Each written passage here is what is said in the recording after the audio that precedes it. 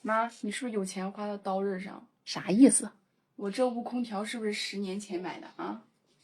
是呀，比汪泽宇岁数都大了，天天噪音那么大，邻居都快要嫌吵了，还那么费电。你看这个月的电费有多高？这空调吹着跟喝血一样，这电费蹭蹭往上涨，你还不给我换吗？这不就是刀刃？这还要我提醒你？我这2天我都准备给他换了嘞。那你还不快点换？最近我刷到个热搜啊咋？ ，TCL 居然把空调扛到库姆拉格沙漠测试。然后出了视频。一般在这样的一个高温环境下，打造一个这样的舒适的信封驿站，耗电量会比较大。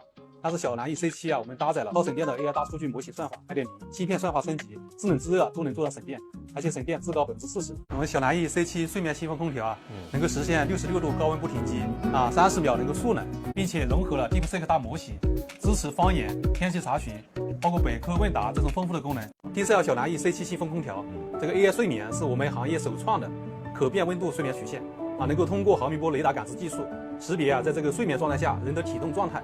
并且通过 AI 的算法，能够自动调整匹配用户最佳的睡眠温度曲线，能够提升深度睡眠时长25%。